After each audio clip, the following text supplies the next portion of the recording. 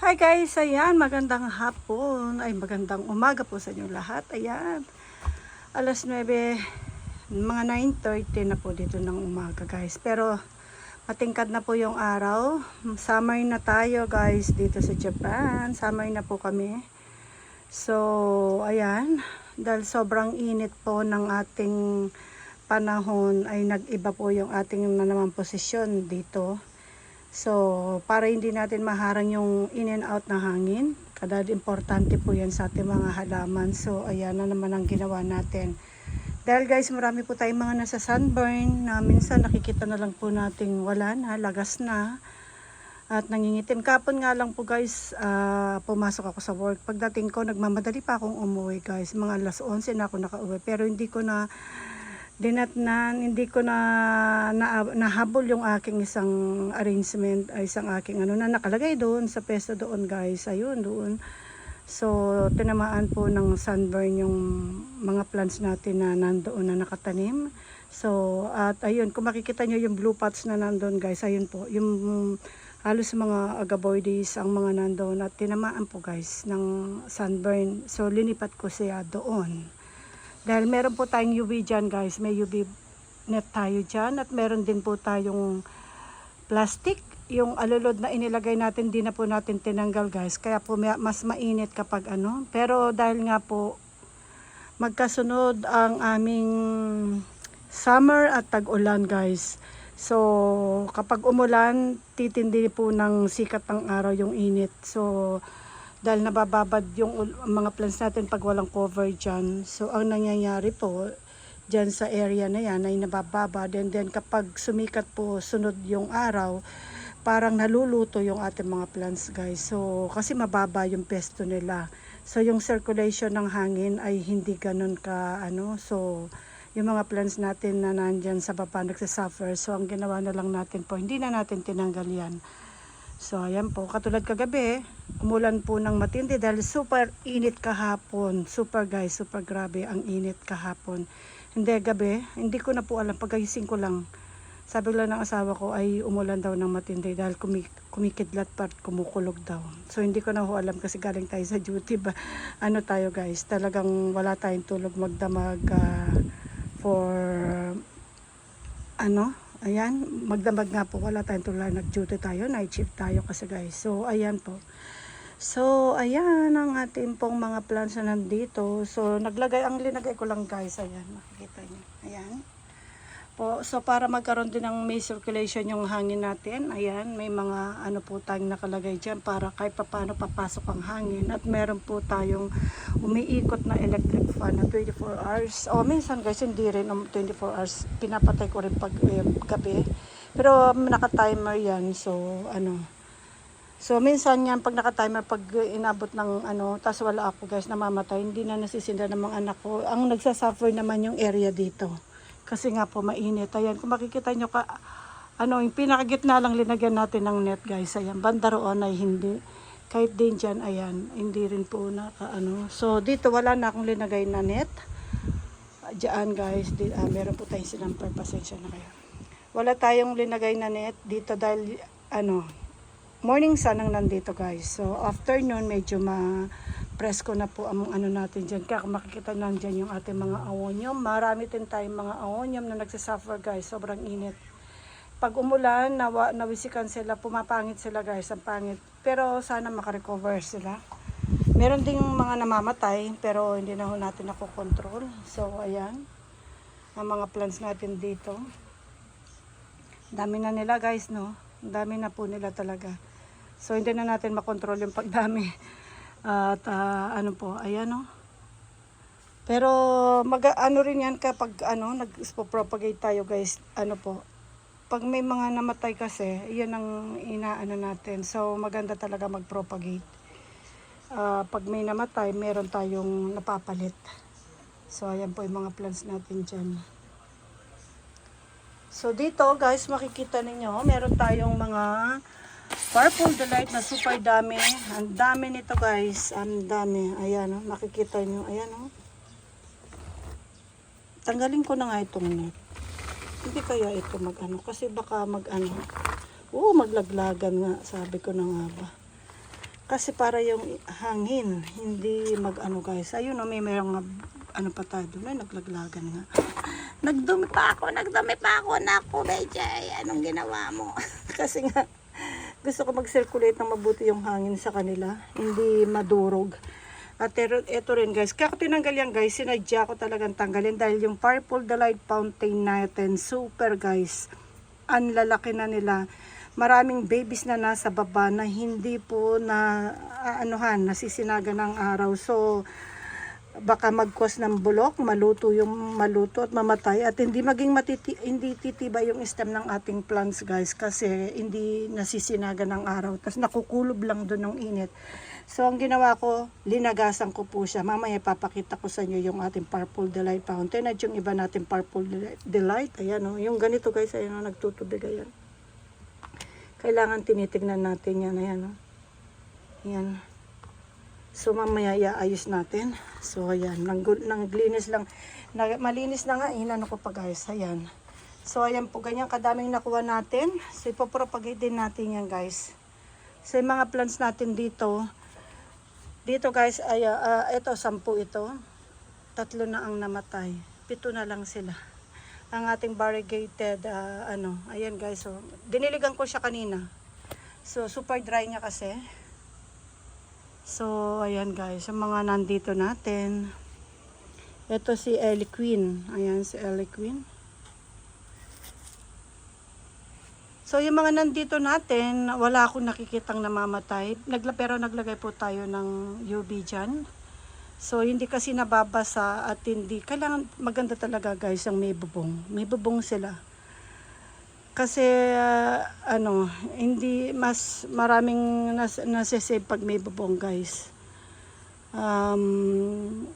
Pag ang ulan dire-diretso tapos hindi magandang circulation, halos natutunaw sila guys. So, ayan po yung mga nandyan natin. At kasi nakaangat sila. Yung mga dito rin natin, okay lang din sila guys. Ayan. So, ayan po yung nandito natin. So, bababa tayo guys para makita nyo lang. Pakita ko lang yung mga banda doon natin. So, meron tayong ginawang pagkakaiba doon dahil nga po na sunburn yung nagpalitan tayo ng pesto doon sa blue pot na yon. Doon na natin inilagay. So, bababa po tayo. Ito yung mga tools natin yan sa gardening guys. Kaya natin yan, mga kasama natin yan sa pag-aalaga. Hello! Inday badiday. Tignan nyo guys. Isang ganito lang yan guys. Isang ganito lang po. Pinaikutan nyo lang. Tinrem ko na ito eh. Isang ganyan lang yan guys. Tignan nyo. Ang ganda niya no. Ang kanyang ayan po. Tapos pinaliputan niya. Dahil nga po nakapaikot siya ng ganyan. Baka meron ng ahas sa loob. Pag ginawa ko, binuksan ko. Lilagyan na lang natin siya ng mukha. Ayan guys. So, ayan, tawag ko sa kanya si Inday Padiday. So, ayan po. Mga dito natin, hindi rin nadidiligan, hindi rin natutubigan. So, ang ginawa natin ngayon din, diniligan din natin. Kasi baka nawisikan lang sila kagabi, guys. May mga nakikita kong ganyan tubig, pero dry na dry sa baba. So, ang ginawa ko ngayong umaga, diniligan ko na po sila. Kasi baka lalo lang silang mamatay kapag ganun. So, yun dito, morning and afternoon sa nito nasisinagan itong mga nandito natin, guys. So, ayan. Ayan, guys. So, si Blood Runner. So, ayan po. Ito, propagation natin. Ito si Ruby Queen. Ayan. Super laki nito, guys. Si Ruby Queen kapag, yung pag matured na. Ang laki-laki po nito. Mamaya papakita natin yung Ruby Queen nating malaki. So, ayan, yung mga nandito natin sa ating alulod. So, ayan po. Dito banda, guys, sa aking garden. Dito ko na tinanim yung aking mga gulay. Ang kamatis, meron po tayo ritong ampalaya. Ayan, nangapit bahay na po yung ampalaya namin. Oh, ayan. Ito, pinagapang ko siya rito sa aking mga ng rose. Kasi tinrim ko yung aking rose, guys. Lang naman yan, summer. Tapos tatanggalin din naman natin ang mga yan. So, ito mamaya guys, yung part banda rito yan, kasi last year, naobserbahan ko, nasusunog yung mga banda rito na inilalagay ko. So, sobrang init kasi, sobra pong init. So, pag mga maya-maya lang yan guys, mga bandang 11:00 yan, lalagyan ko na po yan ng net meron akong UV net na ilalagay ko lang dyan. Then tatanggalin ko na mga bandang alas 2, alas 3 siguro guys. Tatanggalin ko na po. Kasi na last year yung bandang part dito guys ng ating heart na yan ay nakalbo. So ayan yung ating diniligan natin ngayon, yung ating barbecue set na yan. Ayan guys. So, makikita nyo, nandyan yung mga natin. So, di po ba, tingin ko, mas maganda yung circulation ng hangin kaysa yung dating yung rack ko nandito nakatayo. So, mas maganda po dyan. Kasi para daloy, hanggang doon na yung mga plants kasi natin. So, ayan po yung mga nandyan natin. So, ayan, banda rito, ito, linagay ko, dito, etong pesto nito guys, linagay ko doon. Ayun na yung may black, yung may red tayong nandoon. Ito pesto niya, pero mababa, bandang baba, nandun yung may bato siya.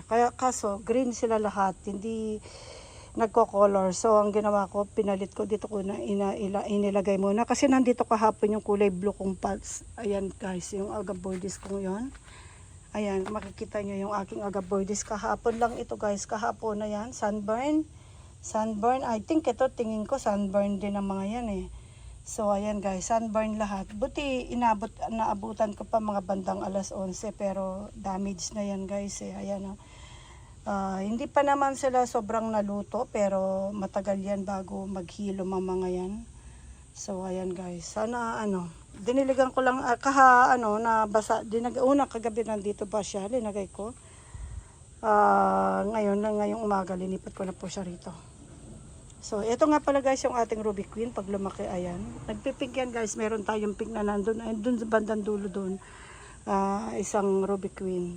So hindi yung mga tanim kong bagong Ruby Queen guys, hindi fully propagation yun, yung flower stalk propagation kasi masyado malaki yung leaves niya. Hindi siya ganun ka-perfect pag tinanggalan mo ng dahon. So nagpo-propagate po ako sa kanyang flower stalk. Perfect ang sa kanyang flower stalk guys, halos tumutubo po. Marami na akong Ruby Queen dahil sa flower stalk. So, kasi pag nag-mature siya guys, ganyan siya kalaki. Pag tinanggal mo, hindi siya perfect yung pagtanggal ng dahon. So, ayan, tignan nyo may katol tayo guys. Magwawalis ako mamaya kasi nagtanggal nga po tayo ng naglagay tayo ng katol kasi malamok.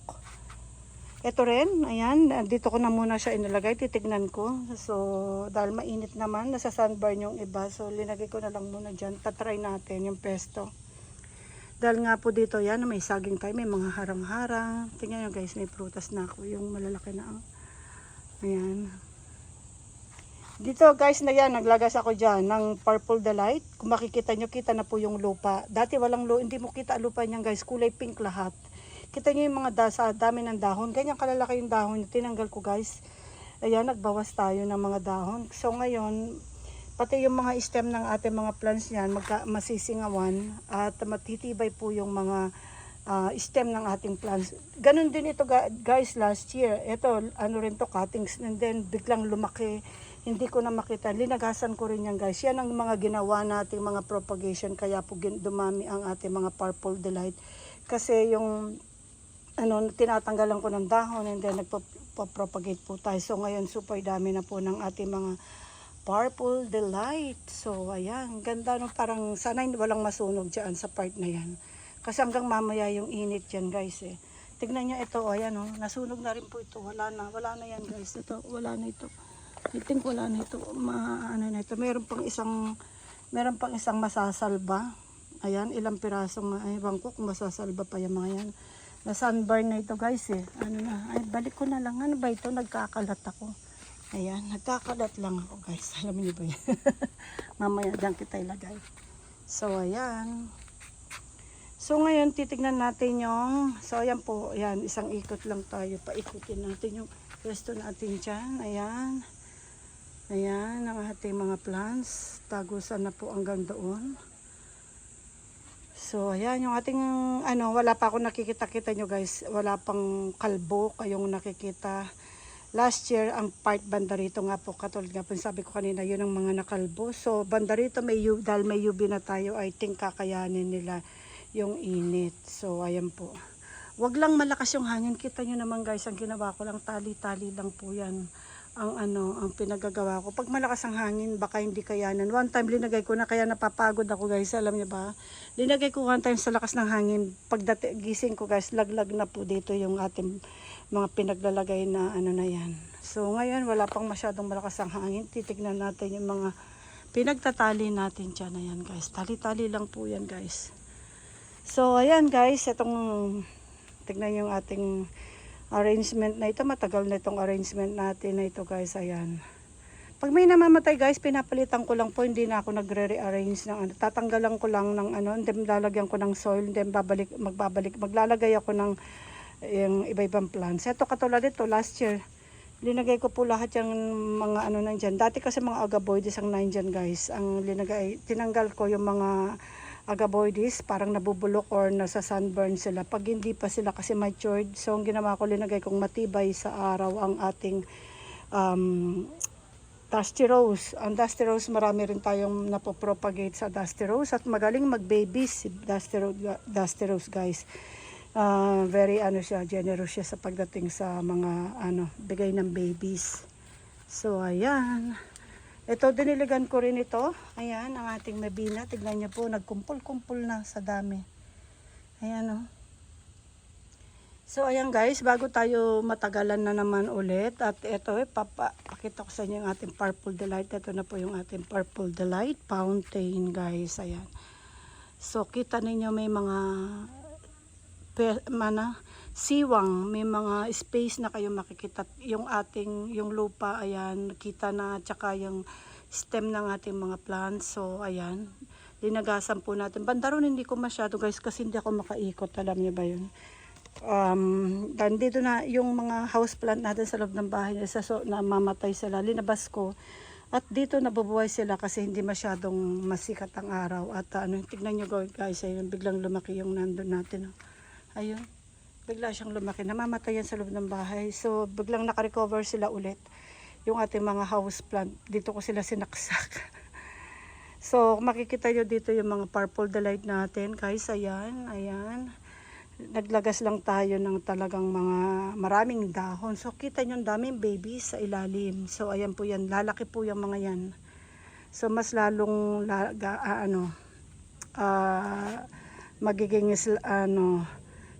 magiging mapupuno pa ng gusto guys. Ayan, yung mga babies na nasa baba na napakadami, aalsa po ang mga yan dahil makakalanghap sila ng magandang hangin at araw. So ayan guys, so ayan, banda rito, ayan yung mga plants natin.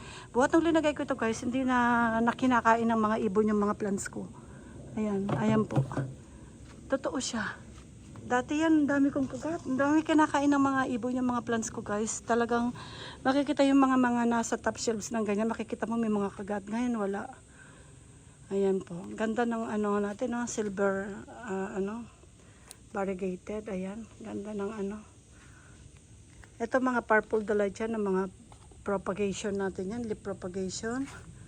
So alos naman mga leaf propagation ng mga nandito rin guys, sa mga 9 dyan. Ito lahat to, leaf propagation lahat yan guys. Kinuha ko yun sa mga bed. So ayan na. Ito, kailangan kong itrim ito. Bigla siyang lumaki. Oh, biglang naglakihan. Itong mga ito. Ay guys, ayan oh. Mga tanim ko lang ito guys, cuttings. Tapos linilera ko lang sila rito. Ayan oh. Ayan oh. Mga nakalagay lang sila sa maliit na pots. Merong malaking pots, pero merong alos maliliit na pots sa mga nandito. Ititrim ko ito. Ang bango oh. Hawakan ko lang, napakabango. Napakabango guys, napakabango niya. Hawakan ko lang, umahalingaw yung amoy. Yung aroma ang tawag dito eh. Para siyang para siyang oregano sa atin. So ayan guys, ayan po ang mga plants natin. Banda rito, nagdilig din tayo. Tingnan nyo guys, may babies na. Ayan. Dalawa. So at ito, napakaganda ng tubo niya. Tignan nyo, ang ganda oh, laki. Lalong lumaki. Laki ng dahon. At ang kumapal siya guys lalo. So banda rito rin, ayan, no? Hindi na ako makadaan. Ito, humarang na ito. Nandun kasi yan sa dulo kanina guys. Tilipat ko lang siya rito kasi wala akong madaanan doon. So ayan, tabi lang muna natin siya. So itong variegated nating aloe vera na ito. Babies na siya. May 2 babies na. Tingin ko mistisa rin. Maganda ang baby niya. Ayun yung kulay na nandun sa baba guys. Medyo yellow siya. Ang ganda. May guhit siyang green. Ito, maraming naglagas dito. Marami rin. Itong amethyst kong to guys. Di ko sure kung makakapabuhay. Pero pag hindi nabuhay ang amethyst ko, ayoko na kay amethyst. Maganda si amethyst kaso mukhang hindi niya trip ang lugar ko. Maraming beses na akong nakabili ng amethyst, namamatay guys. Naglalagas. Ayan. Pero ito hindi siya naglalagas. Ang mga leaf propagation ko yan yung iba eh. Yung iba diyang cuttings, pinagtatasak ko. Ayan guys, so mga leaf propagation natin banda rito. Ayan. Ayan. Mga leaf propagation po lahat to. Ano ito, mga California sunset lahat to. Ayan o, ganyan na sila kalalaki. Dati niliit lang ng mga yan. So, mag-propagate po kayo guys. Ayan o, sayang o, gaganda o. Daming, ano, pag maraming ganyan guys sa mga leaf propagation. Ayan. So, yung ibang ano natin na nandiyan, ayan. Dito maraming, mukhang mamamatay yung malaki kong nandoon guys, yung nasa taas. Kasi nag-light siya ng color at naglagas. So, yung mga dan dito, bigla silang kumapal oh. Sana ito mag-baby siya sa akin. Ayan oh. Bagong bili ko lang guys, wala pang 6 months yan sa akin. Tinanim ko siya sa lupa. Ayan. Yan mga leaf propagation natin ito guys. Ayan, Purple Delight. Meron pa tayong isang, ito mga ano ito, Ruby, California Queen, mga ano ito, mother plant ito guys. Variegated pero hindi variegated. Ito yung mga hindi variegated na lumabas at pinagsama-sama ko sa isang pots guys. Ayan. So ayan mga nandito, mga leaf propagation pa natin itong mga na ito. Ayan guys oh. Ito mga Ruby Queen yan oh, mga Ruby Queen na mga ano natin yan, Ruby Queen, mga ito mga leaf propagation pa natin na nandito, na ang dami lahat to guys, leaf propagation na yan, itong isang bed na ito, leaf propagation lahat yan guys, ayan. So ayan lang po, ayan, tinur ko lang kayo dito sa ating garden guys, sa Beaches Garden with Succulent. So ayan guys, ayan. Oh my god, sabi ko na nga may. Yan ang mahirap. Madalas nangyayari ito sa akin guys. Madalas nangyayari. Sa dami na nila, dahil mahina na yung isang mata ko guys. Marami na akong natatabig. Mahina po kasi yung left eye ko. So marami na akong nabubunggo, na tatabig, na ganun. So ayan. Yan, tinamaan ka tuloy. Sana hindi ka mamatay. Si ano ito eh, fanfare. I think leaf propagation din to sa fanfare ko. Ayan o. Ito naman mga pretty and pink. Ayan, mga pretty and pink yan guys. Ito, mix yan o. Mix, merong ghosty, purple delight, pretty and pink. Ayan. Supreme. So, ayan po. So, ayan guys. Alam nyo guys, yung aking rose dito, namatay. Pero meron siyang suli na nabuhay. Yan po yung malaking maanggang niya, namatay na. Siguro kapag naglalakad ako, nahahawakan ko siya, nagagalaw yung kanyang stem. So ayan po, baka hindi niya trip. Ayaw niyang mahawakan. So ayan guys, thank you so much. Ayan po, ito mga leaf propagation lahat yan guys. Oh. Ng red agaboides. Ayan. Mga leaf propagation po natin lahat yan. So, ayan po. Pero nauulanan to. Okay lang silang maulanan. Meron lang isang namatay dito na, ayan, may natira pang isang ilang dahon. I think baka mapapunla pa natin yan. Mapatubo. Yung iba naman, nagsusuli na. Ayan, oh. May mga suli na. So, ayan guys. Ito yung aking rose na isa. Namatay na rin yung nandun na isa, oh. Yung nabuhay. Ito guys, oh. Yung suli na isa. Pero okay lang kasi talagang ganon. Yan yung ating mga ang tigas, oh, grabe. Pag matigas talaga ang succulents guys, yung tubo niya, healthy. So ito mga leaf propagation to si Burmalensi. Leaf propagation ko ito guys, ayan. First leaf propagation ko ito si Burmalensi. Binili ko ito sa Korea. variegated siya. Pero yung variegation niya guys, hindi. May kahalo lang siyang green. So, hindi siya talaga yung sa dahon niya na nag-aano ng color. Hindi. So, ayan. Kinuhanan ko cuttings ay ng dahon. Sabi ko, may mga cuttings ako na doon naman sa isang hanging plants ko inilagay. Pero yan, mga leaf propagation nung nag-cuttings tayo. Ayan. Maganda si Vermalense guys. Nagre-red siya. Ganyan ang color niya. Oh. Ayan, para silang sila bronze, sila pero iba ang color niya rin. So, ayan.